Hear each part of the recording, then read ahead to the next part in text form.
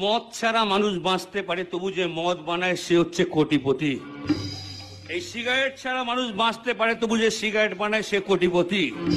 এই মোবাইল ছাড়া মানুষ বাঁচতে পারে, তবু মোবাইল যে বানায় সে কোটিপতি। কিন্তু একমুঠো ভাত আর আলু সেদ্ধ ছাড়া বাঙালি জাতি কিছুতেই বাঁচতে পারে না। সেই আলু আর ভাত যে চাষি চাষ করে, সেই চাষি অনাহারে গলায় দড়ি দিয়ে মারা যায়। কেন বলতে পারিস বোন? কেন বলতে পারিস? পারবি না, পারবি না। আমার প্রশ্নের উত্তর তোরা কেউ দিতে পারবি না। তোর প্রশ্নের উত্তর আমরা কেন, স্বয়ং ভগবানও দিতে পারবে না। মাগো, পাথরের খোদাই করা ভগবান আজ মন্দিরে বসে বসে বড় ক্লান্ত। ভগবানের শ্রেষ্ঠ যে মানুষ, তার মৃত্যুটাকে সত্যি যেন অন্যের সুখের ঘরে তারা থাবা বসায়। আমরা 3 মিনিট ভগবানের সামনে প্রার্থনা করতে পারি না, কিন্তু 3 ঘন্টা সিনেমার টিকিট কেটে সিনেমা থেকে ফেলতে পারি। আজকের সন্তানেরা মা ভ্যালেন্টাইন্স ডেতে গার্লফ্রেন্ডকে 1000 টাকার গিফট দিতে ভোলে না, কিন্তু মাদার্স ডেতে মায়ের হাতে একটা গোলাপ দিতে আজকাল সন্তানরা ভুলে যায়। কেন বলতে পারো না? বলতে পারো?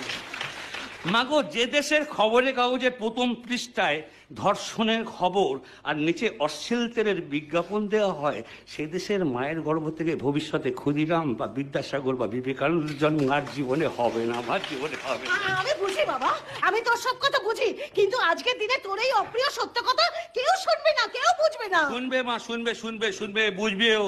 দেখবে মা, 1947 সালের আগে বিপ্লবীদের কথা কেউ শুনতো না, তবু বিপ্লব জয়ী হয়েছে।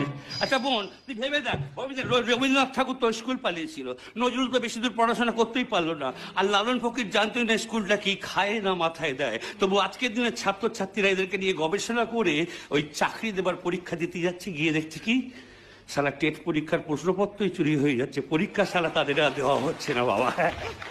আচ্ছা ঈশ্বর, ঈশ্বর তুই আমার একমাত্র ছেলে, তুই ছাড়া আমার আর কেউ নেই বাবা। তুই এক কাজ কর, তুই এইসব মদ ফাদ ছেড়ে একটা ভালো মেয়ে দেখে বিয়ে করে সংসারী হ। বিয়ে?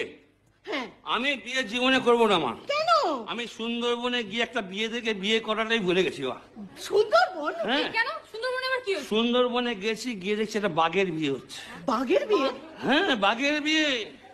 বাঘ বিয়ে করতে যাচ্ছে, একদম তাসার মধ্যে ঢাই কুরকুর বাজছে, আর পেছনে 40-50 খানা নাচ, মানে বাঘ ওই বরযাত্রী সেজে বাঘের পেছনে যাচ্ছে। বাঘের বিয়ে, বাঘ যাচ্ছে, বাঘ বিয়ে করতে যাচ্ছে, বাঘের পেছনে বাঘ বরযাত্রী যাচ্ছে। বাঘের মাঝখানে দেখছি কি একটা ইঁদুর নাচতে শুরু করেছে। ইঁদুর? হ্যাঁ। তখন বাঘগুলো দেখছে, উড়ি শালা আমাদের মাঝখানে ইঁদুর নাচছে কেন? তো ইঁদুরটাকে ধরে বাঘটা বলছে, এই শালা ইঁদুর, এটা তো বাঘের বিয়ে, তুই ইঁদুর হয়ে আমাদের মাঝে নাচছিস কেন? তখন ইঁদুরটা বাঘকে বলছে, বিয়ের আগে আমিও বাঘ ছিলাম, বিয়ের পর শালা ইঁদুর হয়ে গেছি, তাই দেখতেছি কজন শালা ইঁদুর হতে এসছে বাবা। ওর কথা শোনার কোনো আগ্রহ আমার নেই, তোর যদি থাকে তাহলে তুই শোন, আমার অনেক কাজ আছে, আমি চললাম। শোন মন, শোন, সব সময় একটা কথা মনে রাখবি, কাউকে কোনো অবহেলা করবি না, কখনো। 5 টাকার পেন দিয়ে, একটা 5 টাকার কলম দিয়ে না 500 কোটি টাকার হিসেব করা যায়, কিন্তু 500 কোটি টাকা খরচা করে কোনো মানুষের মনুষ্যত্ব, বিবেক কখনো জীবনে কখনো কেনা যায় না, শিক্ষা কখনো কেনা যায় না। এই কথাটা সবসময় মাথায় রাখবি।